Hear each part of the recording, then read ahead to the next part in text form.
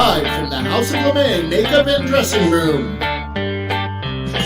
Here comes Amber. Stop what you're doing. Here comes Amber. She's just doing what she can. Here comes Amber. Cue the spotlight. Here comes Amber with 2 drinks in her hand. The matriarch of Pageant, secrets to her glasses, you can't look away. Ask her, does she do it? There's really nothing to it. She's got that feminine game. If you have a party, or if you're feeling naughty, call up the House of LeMay. Here comes your favorite gal. Here comes your queen. Here comes the talk of the town. It's Amber Live tonight. The music starts playing. It's time for cabaret on Amber Live tonight. Ladies and gentlemen, please turn off all cell phones and get ready for your host, Amber LeMay.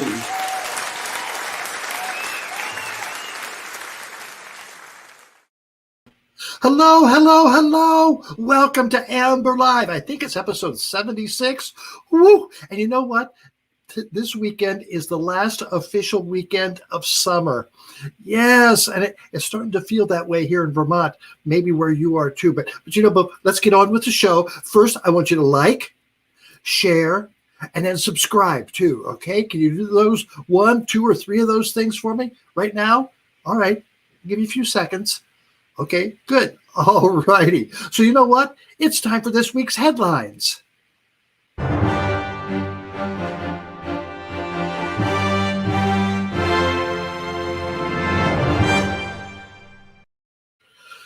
Those Republican governors continue to try to kill their constituents, whether it be banning mask mandates, slow-walking government assistance, or outright lying. The saying, better read than dead, takes on a new meaning. Now, Georgia Governor Brian, don't call me Jack Kemp, has repeatedly stated a mandate for COVID vaccination would be as ineffective as previous mandates. More than once, he's quoted as saying, that is basically how the AIDS vaccine worked. People wouldn't take it early on because it was mandated. They started educating people, and now it's doing a lot of good out there. Well, you know what? There is some truth to that statement. People did not take the AIDS vaccine. You know why? Because there was never an AIDS vaccine. Apparently, Governor Kemp was confusing HIV with HPV. And these are the people who claim to know more than our medical doctors and scientists. For years, Vermont boasted as having more cows than people. However, in the past year, 61 cow dairies have ceased operation, leaving the state with just 749.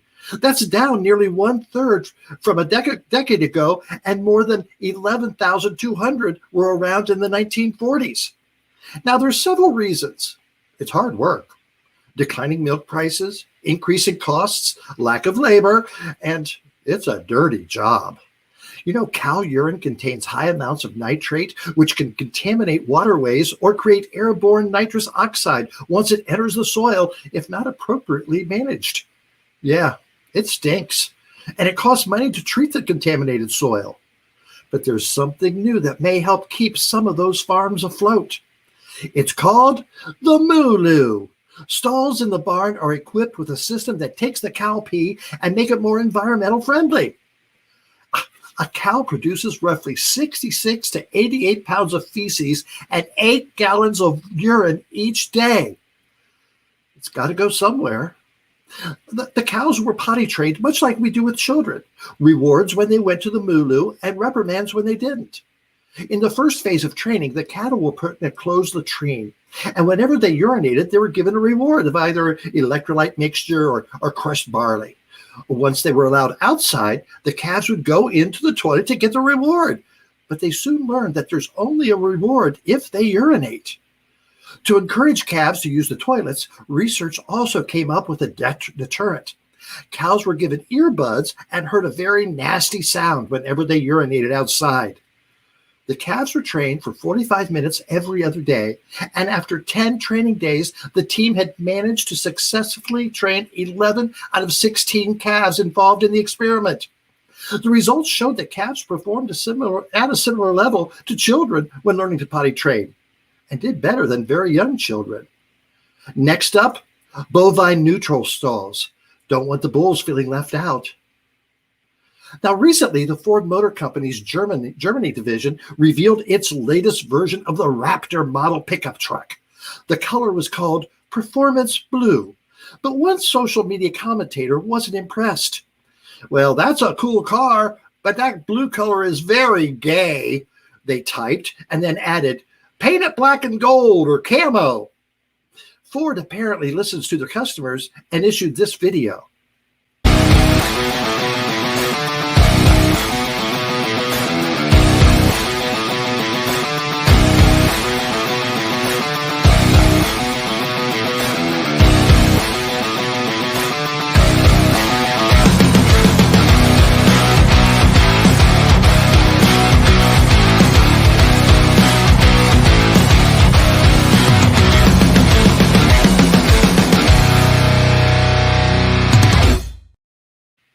And then they followed up by creating a real, very gay Raptor and showed it off during Cologne, Germany's Christopher Street Pride celebration. Something tells me that it was built Ford tough. And that's this week's headlines.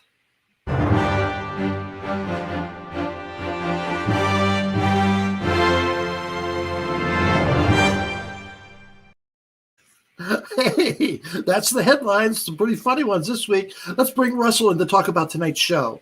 Hey, Russell. Hey, how are you, Amber? I'm doing well. How are things in New York City today? Things were beautiful today. It was a lovely sunny day. I went out for a nice walk. I didn't have a ton of time, but I had a nice day. So, and Vermont? It was pretty here. It was pretty here, sunny. It was a little chilly though. I mean, it may have been up to 70, but there was a nice breeze coming off the lake, and so it's coming. I think we got up to 77 today, so we're still a little warmer than you. Yep. You're hot. That's why. So Russell, I know we got some new viewers on tonight. So tell them the best way to watch the show.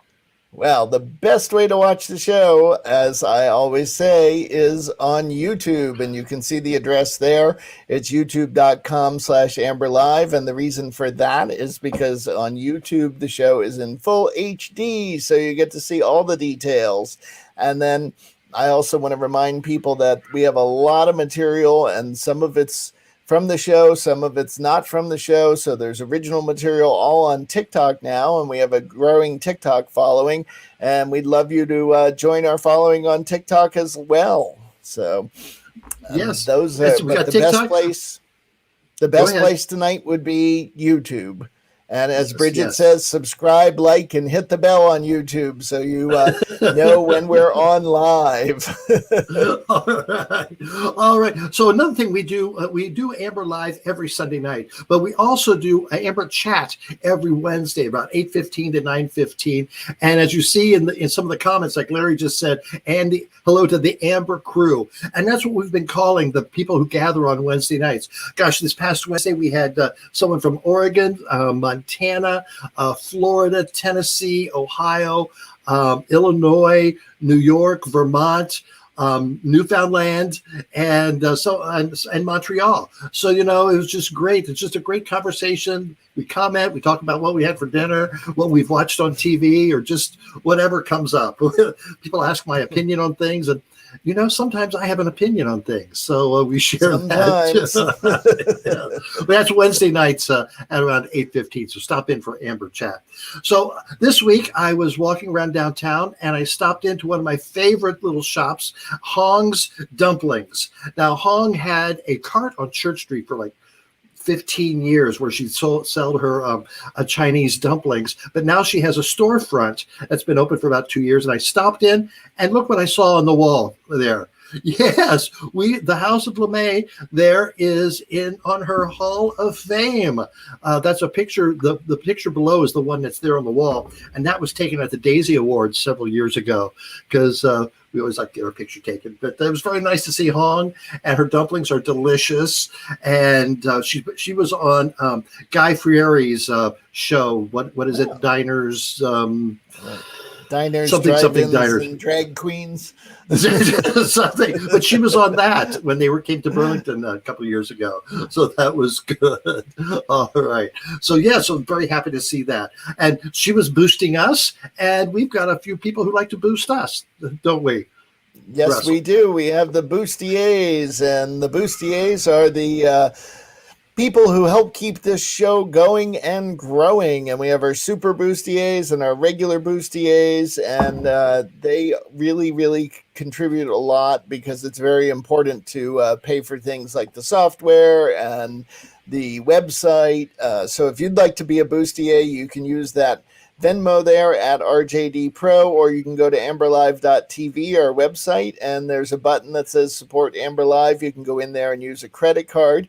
And we appreciate any amount, but if you give $25 or more, we will send you a Amber Live sticker. For $100 or more, you get a sticker and a magnet. And for $200 or more, you will get a sticker, a magnet, and a beautiful Amber Live mug. And so once again, it's Venmo at RJD Pro, or you can go to our website, amberlive.tv. And we really do appreciate all of our Boostiers. Thank you very much. And there's the mug. Yes, and you got a nice mug too, there, Russell. Yes. All right. So what's our caption? What's our caption picture this week? So as our regular watchers know, every week we do a funny picture, and you send in your captions in the comments to Jack. And this week's picture is this. And I believe this is a gentleman from a heavy metal rock band. I forget if it was Norway or where he's from. I think it's called Lordi, and he is doing his duty there, as you can see. So if you've got some funny captions for that, please send them on in the comments, label them as a caption. Jack will get them, and at the end of the show, we can talk about them. And I know Lucy Belle just giggled when you said duty. So yes, she giggles when anyone says duty. All right. Yeah, send those captions in the comments there. All right. And so now let's get to tonight's guests. Who do we have on tonight, Russell? We have some amazing guests tonight. Yeah. So first up tonight, we're going to have Laurie Green returning. She's been on the show before to talk about all of the drag activity that goes on in the Atlantic City area, and she's brought a couple of guests with her, Sandy Beach and Morgan Wells, who have been involved in the Miss America pageant since the beginning, and they're doing a show this October, and they call themselves the Originals, and I can't wait to hear about their show because I think it's going to be very funny, judging from the title, which you'll find out. And then later on in the show, we have our old friend, I shouldn't say old friend, our dear friend, John Killacky, who has been on as a politician in the past, but this time he's on with a new book that he's written called Because Art, and that should be an interesting discussion as well. It sounds like a great book. So that's tonight's show. And also, we've got a new Bitchin' in the Kitchen with Lucy Belle. Yeah. We've got, I believe, a live call-in from Rusty Peen. Is that in the works? If he can get the phone from Beaver Pond to work, you know how those bars are up there. I'm not talking about that. So, and then we hope to hear from Rocco too at the end of the show. Too. Yes, so yes. It's a packed show, so we better get going, Russell. So I'll talk to you later. Have Yes. So as Russell said, our first guest tonight, Laurie Green, has been on the show before, and she was on when she was promoting her book called Drag Queens and Beauty Queens, Contesting Femininity in the World's Playground. Yes, she talked about that, but now she's got something else to talk about. So let's bring Laurie and her friends in the studio tonight. Hello there. Hi. Hello. All right. So we've got Laurie's in the middle there. We know that. And which one's Sandy Beach? The one that looks like Sandy Beach. Okay. And then Morgan Wells there on the left. Well, hello there. MorganWellsDragCloset.com. Welcome. Oh, you got a book too? Morgan's on the cover of the book. Oh, Oh, wow. Yeah, oh my gosh. It's on the cover of the book. very nice, very nice. All right, so just to just give us a brief history of the Miss America pageant, and then we'll come up with your event that you're having later on this month. So, Laurie, if you could tell us about that, or no, Sandy's the originator of the Miss America pageant. So, tell us how it came about and what your purpose was. Well, what came about was the AIDS crisis, and people were afraid to step up and raise money. And I got my friends together, and I said, well, we've got to do something for our AIDS Alliance down here. There's literally hundreds of people dying, and we can do something to raise money. And that's how it began, as a little fundraiser that's now in its 30th year, and it's raised over $300,000. Wow. So that was in 1992 with the first pageant. Right. And the title Great. we used a lot of Disney themes. So the first year was Beauty, You're a Beast. We Did the mouse come after you for any of those infringements on there? Oh, no. And neither did the real Miss America pageant. Ooh, that's true. That's great. Because my brother's godmother was married to the head of the pageant. My mother grew up next door to the director of the pageant, and he directed me in a couple of his shows. So he knew I wasn't going to harm them. Okay, well, good. But I like that idea. That's a great title. All right, so you're getting together called The Originals. Now, tell me about The Originals. What's this about? It's the original cast. We haven't been together in 30 years, and I gathered up as many people as I could to get us back together for a one-night-only event for the South Jersey AIDS Alliance and a couple other charities, the same way we started. With COVID, a lot of these charities need the money again, so we're going to step up to the plate, and we're doing well with ticket sales, but we want to sell out. I'm sorry, Amber. I just want to say there are people who watch the original pageant. Everybody doesn't know about Atlantic City, but we used to have this really hopping neighborhood around New York Avenue area. And then when the casinos came in, it was destroyed, demolished. Right. And so many people moved away, and there are people coming from all over the country to see this reunion pageant. It's a really big deal. And I'm sure it's going to be a great reunion, not just for the contestants, but for everybody who used to, all the denizens that used to party on New York Avenue. Well, not so how many girls were in the original, and how many have you been able to connect with? We started with, every year we had 8 contestants, and I think the Miss America pageant still only does 8. Right. I think they've kept with 8. That way you can get everything in 2 hours and call it done. Well, so I have the original winner is a guest, AJ. Of course, Morgan. we're all former winners. That's all former winners. All the in the formers show. that we have in the show are going to be former winners. And the original host. The first 10 years of original winners are in the show. Wow, that is fascinating. That they're still here. We're like so happy we can get up and do it again, because a lot of us, because of COVID, have not been able to perform in 2 years. So this will be the first time we're all together again. I've got girls coming in from Allentown, Pennsylvania, down south, Georgia, and Pleasantville. Which is 5 minutes away from here.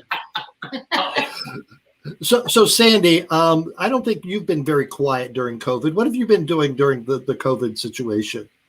I have sort of been quiet, but I just keep my Facebook page and things going. I'm supposed to start rehearsals for My Fair Lady, but that got pushed back. And I've been doing, I just went back to performing like 3 weeks ago. It's my first time in front of an audience in a year and a half. So that was a hoot. So who are you doing My Fair Lady with, and what's your part in it? I am playing the elder statesman, Alfred Doolittle, Eliza's grandfather, and I get to sing "Married in the Morning" and "Get Me to the Church on Time." And we my goodness, we start rehearsals in great. November, and it's going to be at the Adrian Theater in Philadelphia in February. Now, Tell me the truth. Did you secretly want to try out for Eliza? No, but here's the twist: is we do have a guy in drag as Eliza. We're doing a gender bender on this show. I can't. Oh my gosh! I couldn't even say that, but I can't say much more than that. But we are doing we're updating it, so to speak. Does Professor Higgins know? I think that's. He reaches up under her bustle. So tell me about your original show. What are you going to have the girls do? Well, the opening number will be, of course, politically incorrect, as every year was. So I think my main victim in writing this year's show will be what's her name? The lovely Marjorie Taylor Greene, that love goddess. So she's getting it in the first 3 minutes of the show, and then we'll be lampooning Kamala Harris, and the Secret Service will be played by our fabulous Atlantic City drag kings. Oh, okay. And then we do a sort of, I want to call it sentimental ending of the opening number will be about performing again. So it's going to just be how I feel that we're all back together. So I'm going to get reclaimed here. But so when do the girls arrive? How many days will you have to rehearse with them? As always, we will do it one day. We will do it in one day. We always do. What happens is I pre-record a lot of the music ahead of time. Back in the day, we learned the show in one day and did it that night. Same thing. We're not changing tradition. We're doing the same thing this year. You come in, you rehearse, because it's for charity. So you come in, I don't want to take up all their time. They come in, they learn the opening number, we have a dinner break, and we go out and do it. Yeah, I want to mention that the Real Drag Kings of AC are going to be in this show and this year's show, the reunion show. And also we're having a special appearance by the Atlantic City Ballet. They're doing a number in drag from one of their Cinderella performances. So cool. We're bringing the rest of the community in. We have a few other little surprises. And we really want to thank Ivermectin, our sponsor. It's a joke. Ivermectin's that animal medicine that people are taking for COVID. I'm going, oh, good. No, I saw you go, oh, that's an interesting sponsor. I said, how can I get money from them? Ocean Casino is one of our main sponsors. Yeah. But most importantly, we want to thank the Anchor Rock Club, which is in an old gay club on the boardwalk in Atlantic City. They are opening the doors for us. They're giving us everything. They've been so kind. It was originally a very famous gay club called the Chez Paris. And now it's open it's a regular nightclub that plays bands, but they have been so welcoming to us, and we do want to give a shout out to the people at Anchor Rock. And they're going to be there next Sunday. That's true. To do a kickoff for AC Pride with Lady Bunny's going to be there. Lady Bunny's coming. It's free if you want to drive down. Lady Bunny. Well, I tell you what, I met Lady Bunny has performed here in Vermont for Winter Rendezvous, so I got to meet her there, and I've seen her in New York City, and we've tried to get her on the show. So if you could put a word in her wig about coming on the show. If you came down next week, you could put a word in yourself. No, thank you. We definitely will tell her. Yeah, we will. Russell, show some pictures, and let's get some comments on the pictures. So, that one's we did a spoof of Hercules, and it was called Her Curlers. And, that's me in the purple cape as Her Curlers. That's Joy. You and I. No, that was before me. No, that's Morgan. No, isn't that Joy and AJ and Joy and Mortimer and and Jeff Wilson. And they were the mooses instead of the muses. Those are the real drag kings of AC, along with a few queens. And that big tall one in the back, I know her from somewhere. Yes. That's definitely Morgan. Those are some others. That's me on the right, all the way on the right-hand side at least. Jeannie's in the middle. Yeah. Those are the drag kings. This was from our first show back at Boardwalk Hall, and we did a goof on. We were in the Anita Bryant homes for unused women. And we had to get back to Atlantic City to save the elephant, Lucy the elephant. So this is where we did Footloose. This was the quick change that we went underneath those outfits you saw just before. We changed into these and did I Go to Margate to I Go to Rio.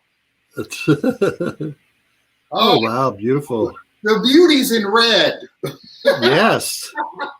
This was The one very tall one with the red hair, I know her too. that was a backstage shot from this is a great picture. This is all of the membership cards from the clubs that were in our neighborhood in New York Avenue through the 1990s. So you had a card that would get you in without a cover to the clubs. Right. I worked top 2.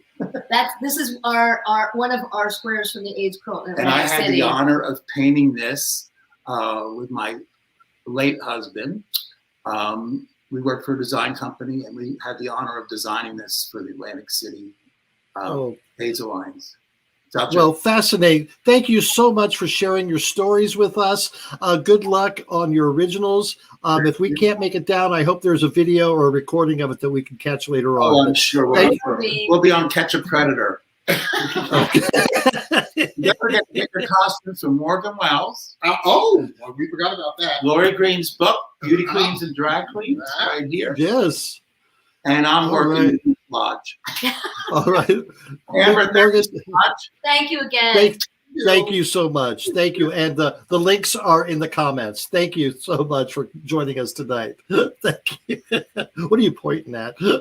Oh, we could have fun with them. I know they could. All right. So we haven't seen him for a couple of weeks. So I hear Rusty Peen has a very special announcement to give to us tonight. So Russell, are we able to connect with Rusty? Oh, there's Rusty. Amber. Rusty, so where are you, Rusty? Dude, right now I am at the Back Porch Forum hosted by none other than Cooter Zamboni. Dude, it's a film festival that Cousin Cooter puts on. You got all sorts of categories and shit, dude. Dude, you remember that peep video I did back at Easter time when I had the peeps in the Thunderdome kicking the shit out of each other, kicking each other in the fucking throat, dude? Yes. I think Russell has a clip of that, so let's watch that. Dude. Now today we're going to talk about one of my favorite Easter pastimes. It's called peep jousting. And it's when, Ma Peen and Poppy Peen, they used to gather up all of us little Peen kids in the trailer, and we would see the peep joust in the Thunderdome. Okay, bud, we got 4 kind of peeps that we got battling today, bud. We got the classic, we got the yellow peep right here, classic duckies. We got the funfetti duckies right here, and we got 2 varieties of the bunnies. We got the blue bunnies and we got the pink bunnies, Alright, it's time for round 1 here in the Thunderdome. We got the duckies, we got the yellow classic versus the funfetti ducky. They got their lancers pointed. Try not to congeal on a big marshmallowy mash right now. Who can survive and who's gonna be a smoking little sucker? Who's gonna be a loser who's just, going out of here with a smoky face and smoky little butthole? It's gonna be the funfetti peep. He's done for. The yellow peep is declared the winner. We got an excellent round 1 off to a good start right here. We'll come back here for round 2 in a minute, Amber. Back to you. So you entered your there was 4 segments there, and you entered them in a film festival. Yeah, it was a 4-part quadrilogy segment, and it got submitted in the sports category, sports documentary category. Cousin Cooter's Back Porch Forum. Dude, I won a fucking Golden Cootie Award, which came with this trophy right here and half a bottle of Maker's Mark, dude. Oh, now Maker's Mark. Now that's not your normal beverage of choice. Usually you care for a Fireball.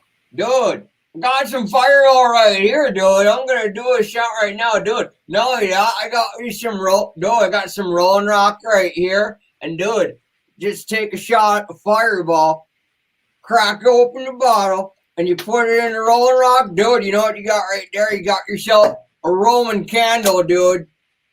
A Roman candle. All right. Dude, I'm happier than a prize-winning pig at the county fair, just like Pappy Peen used to say, dude.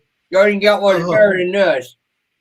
Well, thank you so much for sharing your good news with us, Rusty. And Yeah. we look forward to more reports from you coming up in the weeks to come. Dude, I've got some good shit for you, dude. I just been fermenting for a while, is all, dude. Okay. All right. Well, thank you, Rusty. Have a good evening there. Yeah. Russell, look a little fuzzy there. All right. Russell, come on in. Oh my goodness, was he fuzzy? Yes. Well, that was nice though that he won that. I didn't know very Cooter had a nice. film festival. Yes, That's yes. great. Cooter did have a film festival apparently, and for those of you who don't remember Cooter, this is Cooter from the Easter episode. I think he was out hunting for Easter eggs. So Cooter and Rusty are, good buddies. Oh, that's great. All right. So coming up in the show, we've got our interview with John Killacky. We've got Bitchin' in the Kitchen with Lucy Belle, and hopefully Rocco will be able to stop by as well. I did want to mention earlier we were talking about Amber Chat and what a nice crew that it's become, the Amber crew, and how our good friend Gary Buck created some buttons, membership buttons for the Amber crew. And that's great too. So we show them on Wednesdays, and maybe we can show them later on before we head out tonight. So, all right. So let's show that caption one more time. The caption this photo for the week. There it is. If you've got a funny caption for that, send it on in to Jack in the comments, and at the end of the show, we'll get some giggles out of it. So have fun with that. All right, one more quick plug for the then Bustiers. Let's not forget the Bustiers. We really do appreciate everyone who helps us keep this show going. You can use Venmo at RJD Pro or go to the website and look for the button that says Support Amber Live, and it is important to keeping Amber on the stream, so to speak. And you know what else is important? Another way you can help out is by going and buying something from one of our sponsors, and here's one now. Every time I go to visit Upper Beaver Gash, I always think, why don't they have great shops like we do down in Beaver Pond? Well, now you don't have to leave the safety of your home and risk getting that pesky Beaver 19. You can shop at the Amber Live store right off the interwebs. And it's a better shop than Peggy's Plump and Proud. Oh, but don't tell her I said that. She's still giving discounts to the Beaver Pond players for the costumes. I like the great products like the coffee cups I drink my morning coffee out of, or my evening beers if I feel like getting all fancy. Down at B&B Fix-It Shop, we use large Amber Live beach towels to lay out on the grass every day at $4.20. And don't miss the Rusty Peen collection for all your peen needs, dude. Ditto on whatever he said. I just love their shirts and hoodies. Oh yes, that they have at the Amber Live store. Oh, they keep me so cool in the summer and warm in the winter at the Amber Live store. So shop at the best store in Beaver Pond. Or, better yet, stay on your couch, eat some pork rinds, have a beer, and order right now on amberlive.tv. Oh, thank you so much to the citizens of Beaver Pond for getting together and making that commercial for us. That's great.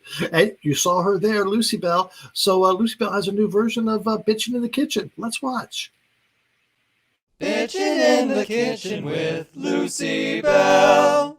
Hey, Lucy Belle LeMay here. Again, I'm coming to you from P-Town. Yes, we're still at Carnival, and it's at the end of Carnival. So we are going to end our week here with a spaghetti dinner. Yes, and we're going to start with meat. We're going to brown our meat, and then we're going to keep a little to the side, or the vegetables to the side for the people that don't like meat. So we're going to start with our meat. Yes, right over here, bring it over here to this nice frying pan. Oh, there goes the hamburger and the sausage. Yes. Oh, and don't forget to take the paper off the back of the sausage, okay? Because that may not taste too good. Ned, your friends ain't gonna like that. So what we're doing now is just finishing browning our meat. Just let it brown. And we're going to come over here and start sauteing our vegetables for those people that don't like meat. So we're going to add a little olive oil. Yeah, a little bit more. Why not? And some butter.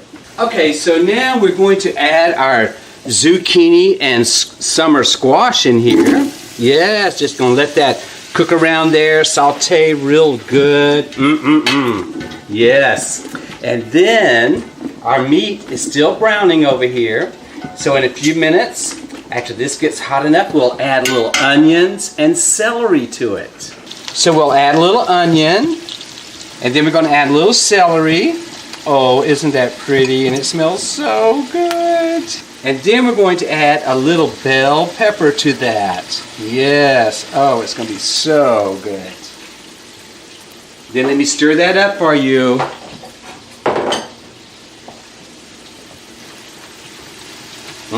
Saute that around. But you know what? My pan's getting a little too small. I'm going to move to a bigger pot. So we got more room. Oh, much better. Oh, yeah. Because we're going to soon be adding our sauces to this. We have tomato sauce and tomatoes to add to this.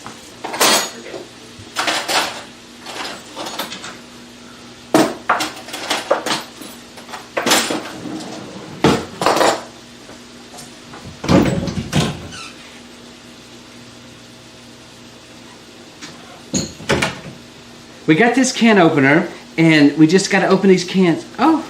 Oh my God. It doesn't work.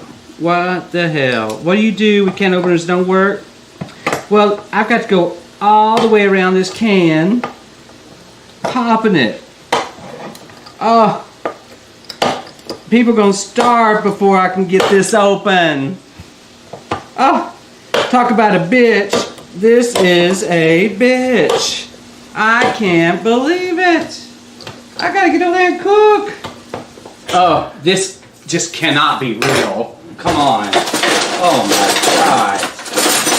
Please.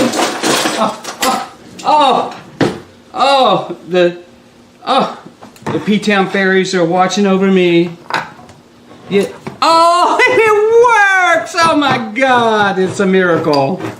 So now we just got to put the sauce into the meat and the vegetables, and we will be on our way. Yes. Oh, it's getting there. But so we go with 2 cans of sauce per each one, and a can of tomatoes. So we got the salsa cooking, and everybody's going to be happy. So now it is time for us to get the spaghetti in the water. We got our water boiling here. I'm going to do 2 boxes of spaghetti, 2 pounds, because I got some hearty eaters here today. Everybody's been out partying for Carnival and having a great time. Even though you didn't have a parade, we still had fun. There we go. And then we get the other box in there. Yes, just push it right down. Well, I see that our sauces are ready. Yes. And our noodles are ready. So we're just going to take them right over here to the strainer. Oh, now this is where you get your facial. Oh yes, real cheap. Nice facial. Isn't it? Oh, so good for your skin. And your pores. Oh yeah. Now, before we put the hot noodles back into the pot here, I always like to add a little olive oil. Yes, that way it keeps it from sticking, and it helps the sauce to stick a little bit. Yes, it's a little secret. So let's dump this right in here, back into the pot. There you go. Oh. Whoop, whoop. And then we're just going to stir this up a little bit. Yeah. Coat them with a little olive oil. Get another facial. Woo! So everybody knows what to do from here. Just add spaghetti, sauce, a little cheese, and eat. Yes. Now, everybody out there, please be kind to one another. Stay safe, get vaccinated, and have a safe time like we are out here in Provincetown. Lucy, thank you very much. That's the last of Lucy's Bitchin' in the Kitchen from Provincetown. But it looked good, didn't it? I think it was good too, if I recall. All right. So it's time for our next guest, our dear friend, and I'll say old friend because we've known each other for quite a while, Mr. John Killacky. John, come on in. Hey, John. Hello, Amber. You know, I love this extended family of yours, this Beaver Pond group. I know them in your Amber life, and I know them outside your Amber life, and they are extraordinary people. So they're good people to have around. They absolutely. really are. Very good people. Yes. All right, John, you've been on before. Both. It was actually a year ago this week that you and Taylor and David were on getting ready for the Democratic primary for running for state representative, which you won your primary and then won the general election. Taylor won her primary and won the general election. It was the first transgendered elected state representative in Vermont. David was not successful in his primary, but he put up a good fight, and it was his first time running, and I hope to see him run again. But the only problem I have with Taylor is that she gets more publicity than me. So I don't like that. That girl's everywhere. You know, she's everywhere, and what an extraordinary year she has as a legislator. She's amazing to watch and a pleasure to work with. We'll talk a little more politics later on, but okay. I want to hear more about your book. First off, just give us, I know it's a lengthy history of your career in the arts, but if you can give us the Cliff Notes version, so then we can talk more about your book. Sure. Well, the book is called Because Art, and it's a compilation of my writing over the last 30 years. And it's from my period as a dancer when I went to New York when I was 20 years old. And that was a long time ago, Amber. That was 1973. And so, you know, it was post Stonewall, and it was an amazing how different things have happened. And I was on my 21st birthday. I was in a play called Coming Out, and I think it was the first gay history play. And it happened to be, we were going to be at the Gay Pride March, and that year in New York, it ended in Washington Square Park. And so we were introduced, and following us, out comes Bette Midler, singing Friends. And for this little Irish Catholic boy from Chicago, just new to New York, I was like, oh my God, this is incredible. My whole world had kind of opened up. So from dancing, I went to arts administration. I worked with some dance companies. Trisha Brown was one of them. And she did a great piece with Bob Rauschenberg and Laurie Anderson. And that was my world. It was kind of postmodernism, and that was happening in New York. From there, I went to a festival, PepsiCo Summer Fair, and then I went to the Walker Art Center in Minneapolis. And, you know, from everything happening in our lives, in our generation, of course, AIDS happened in the 80s, and it really changed everything. And so for me as a gay man in New York at that time, and then moving to Minneapolis, my whole world was dying. And it was a very frightening time. The government was malfeasance, you know, pharmaceutical companies were useless. Hospitals were very afraid of people.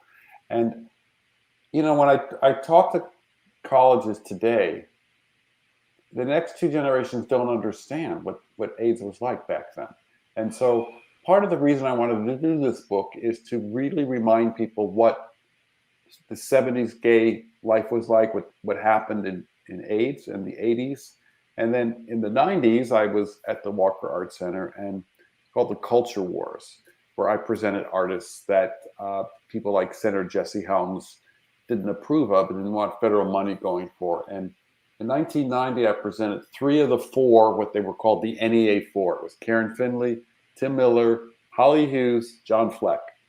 3 of them were queer, and Karen Finley was doing AIDS-specific work, and the homophobia thrown at those artists was amazing to me. And that was what began this culture wars that we were very involved in.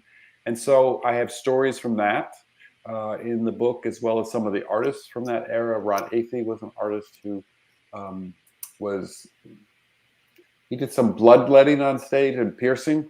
And he comes from like a punk club aesthetic in Los Angeles. And boy, right wing went wild over him, and the kind of assault on me for presenting him was extreme. And that man didn't work for 20 years in America because of that. He went to Europe, and so to me, it's important to tell those stories, because in telling those artist stories, I'm telling my own story as well, because it's the first person inserted into each of these. I then, 25 years ago, became disabled. As you know, I had a tumor inside my spinal cord, and the surgery paralyzed me from the neck down. And it took me about 3 months to learn how to walk again. And so, like it or not, I became a disability advocate because the world was very different. And so the book has both my spinal journey in it, but it also has a number of disabled artists who are very important. Terry Galloway, Kenny Freeze, our own Eli Clare, really incredible poet. And so they're in there as well. Then from there in 2010, I moved here to run the Flynn Center, and where I got to know you. My first week I was here, and the Pride Parade was going down Church Street, and he said, "Hey, Mr. Flynn, Mr. Flynn, Mr. Flynn." Yes. And I fell in love with you at that moment, and ever since. I retired in 2018 from that, and I was thinking what my service would be, and I'm now in my second term as a legislator in Vermont. And so some of the commentaries are as a politician, some are as an arts presenter, some are as an artist. There's some of my early AIDS films. The voiceovers are included as well. I have a lot of queer artists in the book. John Cage is sort of one of my figureheads, and I tell the story. We were in Paris, and I wanted to do an interview with him and Merce Cunningham, and for a gay periodical, and they were not out. John and Merce, they were a couple, and I said, "Well, why not, John?" And he said, "Well, I do the cooking and Merce does the dishes," and that's pretty much all they would say when they were alive. But there was a beautiful book about his letters that he was allowed to be published after his death. And there's this great piece in there where he talks about Merce Cunningham, and he says, "I would like to measure my breath in relation to the air between us." So, they were sort of a queer role model for many of us, but they were in the closet. Jasper Johns, Bob Rauschenberg, all of that era refused to be really labeled as gay because they felt it would really work against them. The next generation, of course, my generation was like, forget about that. Let's go. And like Bill T. Jones, a wonderful choreographer who did a lot of AIDS-related work.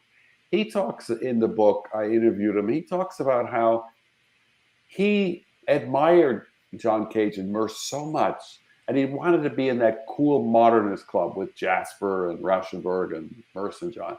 But John told him, "You're a little too out for us." Wow. That's not how we do it. So I also think it's important to tell these stories of the earlier generations of some of our queer leaders, because the young people today don't realize how hard it was, and how dangerous it was, and how fragile your career was in the 70s and before that, and you couldn't work in the government, you couldn't be a teacher. We didn't have rental protection in New York. If you were attacked at night, the police didn't care. Nothing happened, and there were no protections. So I was in the legislature. Outright Vermont is a great organization that works with queer youth across the state. And 2 years ago, they brought 91 queer identified kids to the legislature to meet with the 7 out legislators in the House and the Senate.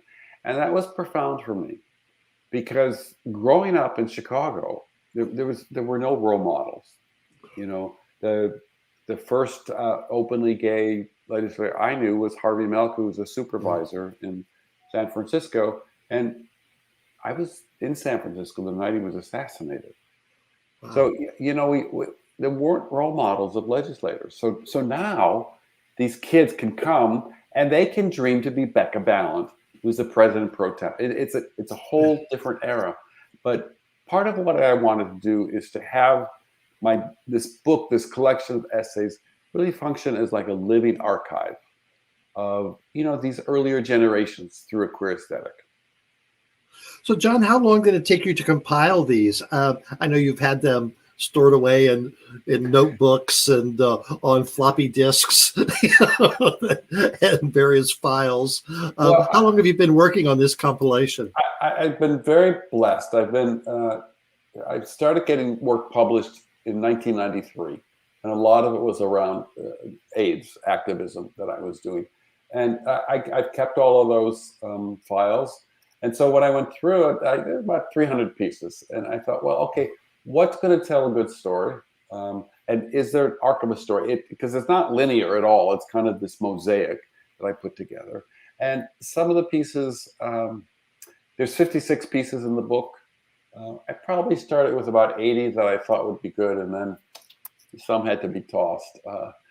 Some are like a commencement dress I kept in from San Francisco Art Institute, which was really fun to do. There's speeches I've given at the Getty and different places. It's all about philanthropy. It's all about arts presenting. It's all about AIDS activism. There's a wonderful review of Sarah Schulman's new book about the early years of ACT UP. And it only came out in May, so I'm glad that could include recent work as well. So, John, your activism, your writing, what spurred that on at the beginning?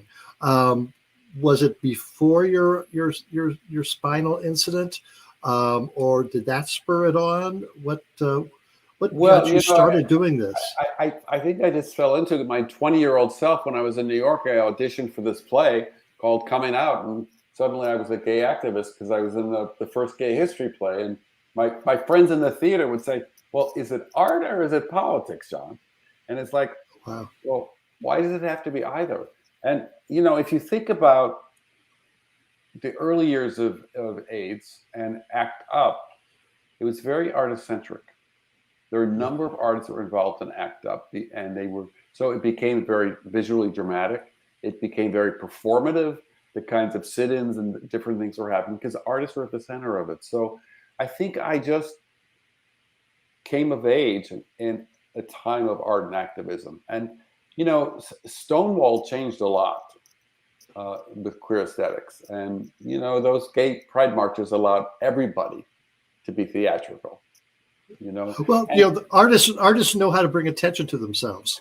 Well, and, I would say, Amber, drag has always been political. In the 50s, it was political. In the 40s, it was political. In the 60s, it was political. It remains political. When the LeMay girls go down Church Street, you blow people's minds. It's political. It is so cool because, we've been doing this. The LeMays have been out there for over 25 years. Yeah. And so when we walk down the street, we get shout outs, from people. And there was once several years ago where someone made a derogatory comment to us and someone turned around, don't you know who they are? It's been very gratifying. Amber, you and I have spoken about this personally, that we have lost so many people that we stand up for them. And so in the book, there are a number of artists, Keith Haring, Peter Hujar, Reza Abdo, that have died from AIDS. And I thought it was really important to include them, to remind people about their era that they lived in and the kind of extraordinary legacy they've left behind, even though their careers were very short. No, that's one thing when people say, why do you do what you do at your age? Well, they normally don't say at your age, but that's usually implied. I hear that. but I tell them, it's because, coming out, I knew these great theatrical, artistic people who died. And I'm just trying to figure out how much better the world would be if they were still alive and doing things. And they aren't. They aren't alive. They aren't doing things. So I feel an obligation that to do what hopefully they might have done. So it's our legacy. It's our legacy of love that we must carry it forward. Yeah. And so part of it is that book. And so I'm hoping it's called Because Art. Next Thursday on You're good, John. There we go. Next Thursday, July 23rd, I'm going to be at the Pride Center with a book launch, which is really going to be fun. And then on Monday, the 27th, I'm going to be at the South Burlington Library with Mark Redmond, who also has a new book called. And Mark runs Spectrum, and his is about his vocation, working with the homeless population. Mine is really about my vocation in supporting artists and activism. So I thought it was a nice pairing. John, let's show one more time where people can find your book, because I know that they'll be interested in that. Well, at JohnKillacky.com. Buy local, go to Phoenix in Vermont, or online you can go to any Amazon if that's your choice. But Phoenix is our local store. Yes, it is. John, thank you so much. Tell Lawrence I said hello, and looking forward to talk to you more about other things. Thank you. Love you, Amber. Love you, John. Love you, John. What a beautiful man. What a wonderful story he has, and how fortunate we are that he wants to share that with us. Whew. All right. And now for something completely different, I think we've got Rocco in the house.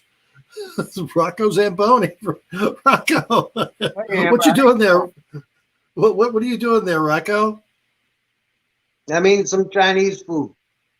Oh, I thought maybe it was spaghetti. I thought maybe Lucy had inspired you to make spaghetti. Oh, yeah, she did, but not tonight, because I'm done. This day has been crap-tacular. Anyway, no, I'm eating lo mein. The lo mein. Special. Lucy likes high main. That's what she prefers. Lucy high main. like high maintenance. So what exactly is lo mein? Is lo mein the noodle? Is it the way it's prepared? Is it the sauce? What is I exactly think it's lo the mein? way it's prepared, because the noodle, they say it's just a soft noodle, which, by the way, it is. It's a soft noodle, and they put stuff in it. And I got the house special lo mein, which that means they put all the stuff in it. What do you mean by all this stuff? What do you mean all this stuff? Roast pork, shrimp, chicken, beef, probably someone's fingernail for all I know. But it's pretty good. As you see, I'm not in my usual studio because of the whole cesspool thing. That's right. The cesspool thing has been going on all summer. They got some giant vent down in my studio going out the window, and it's so noisy I can't even sit down there. Oh my! So Rocco, you're also a little less dressed tonight than you usually are. Yeah, I am. I'm relaxing. You know why? Because I'm done. I'm done. I don't know if you know this, but Mama Zamboni has been in the hospital, and it's been a trying week because she's in comfort care, which means we sit and wait for her to die. Now, this sucks for me because, I'm a mama's boy. I love my mama, and she's, so I've been doing that a lot this week. Not a lot of time to prepare anything special for the show, which I apologize for, because I know how many people out there like, we want to see what Rocco's going to do next. And then I come here and I think, all week. Now, did you know that Cooter Zamboni had a film festival? He did?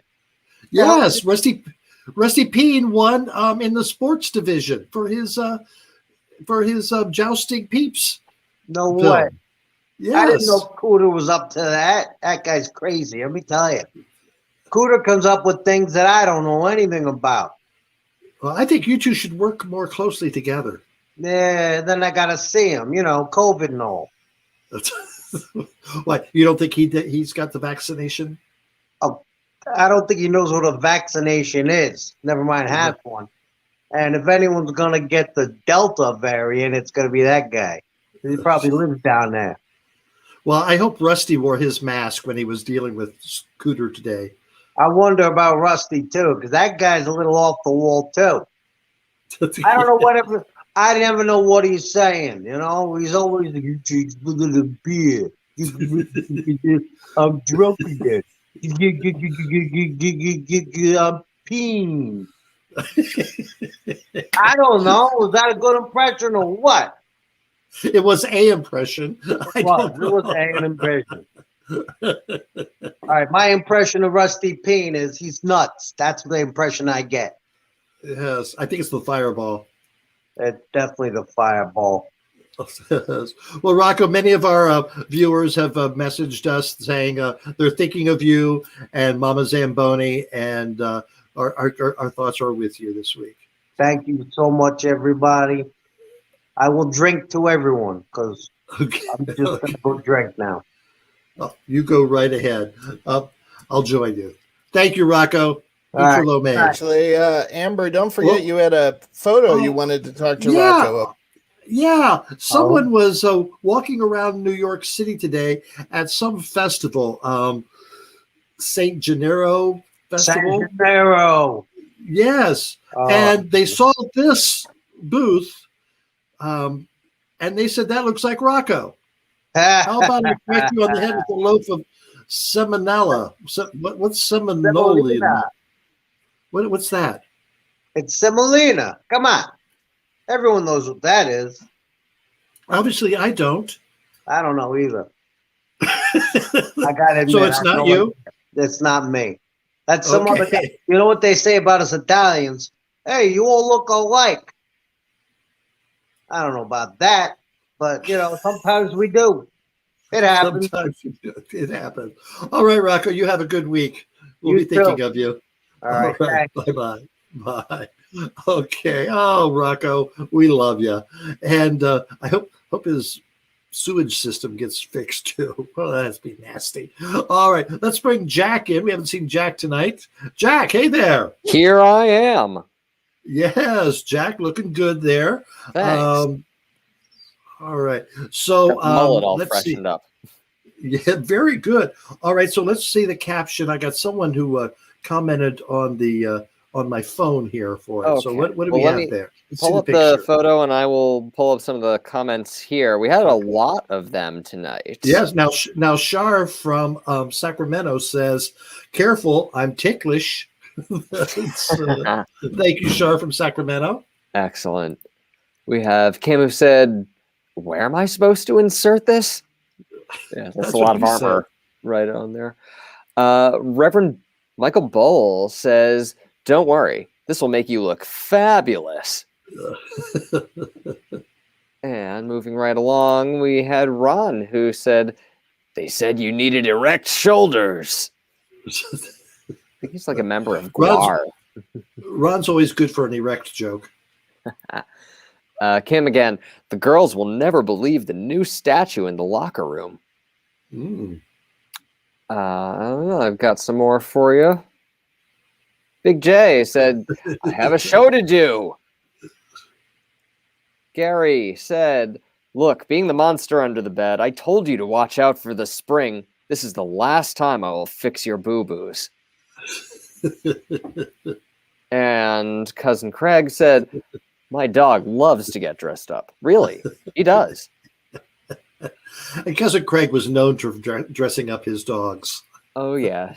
Well, especially when they're so photogenic. Johnny says, now, don't cry. It's just a little prick. And if anyone knows about little pricks, it's Johnny. You sure would. And that's all I have for the comments tonight, but I have a couple for the caption comments, but I do have a couple other fun comments. One of them came again from Reverend Michael Bull, who said, "Good night, all. Got to start a fire with the kids." That gave me pause. So they're going to sacrifice? Is it a Wicker Man sort of thing? Yes. Oh. How big of a fire? And and Josh Pittman has a joke for us. What do you call a man with one leg longer than the other? Jolene. Jolene. Ha ha. Josh is one of our friends from Newfoundland. Yes. Thank you very much. Thank you, Josh. All right. All right. Russell, come on in.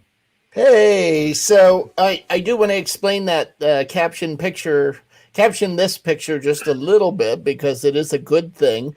That gentleman is Mr. Lordi, and of the Finnish hard rock band Lordi, and he was getting his COVID shot. And so it was a publicity photo to promote getting vaccinated for COVID. So it's actually a really good thing, but quite a funny photo. Yeah, well, thank you, Lordi. Thank you for getting vaccinated. Good Lordy. Yes. Thank you, Good Lordy. Lordy. Yes. Oh, Russell, what a great guest tonight. What fascinating. We had history. We had drag. Now, where are the police coming from? I don't think they're here. That's outside. Yeah, outside of Jack and I. Okay. I'm not sure which microphone is picking it up, but one of them is. Okay. But no, what fascinating guests. We got good history. We got a little bit of drag. We got some comedy. A fun show tonight. Really, really fun. Really fun. It was. Yeah. It was a and are you able to show that? cast. Are you able to show the Amber Crew button that Gary has? I can if you hang on 1 second. I got to switch Yes. over.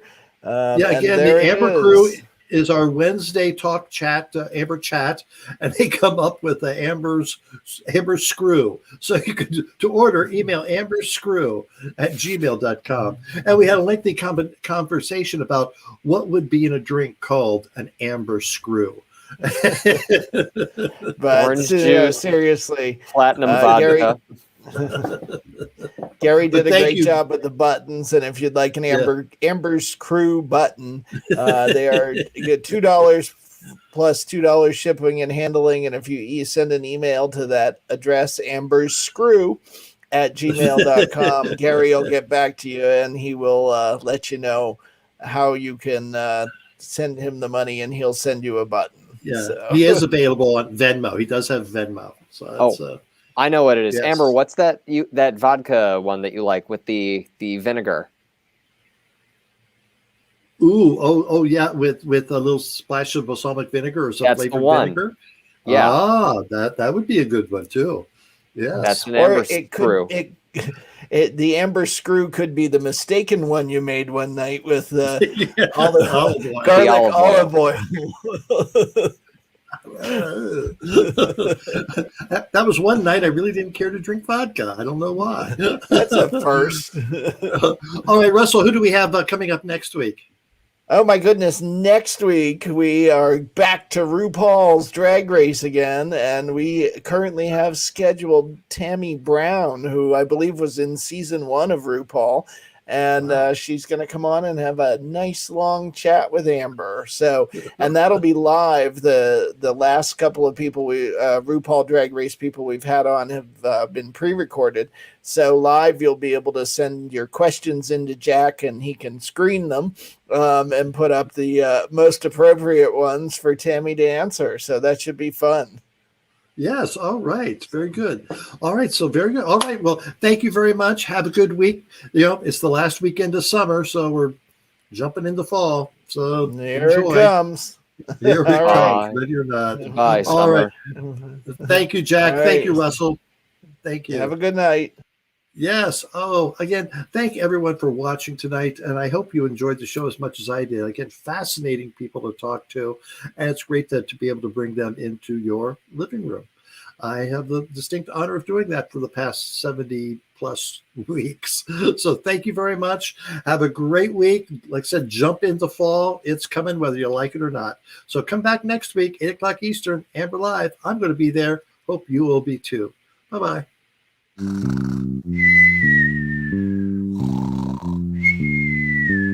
What?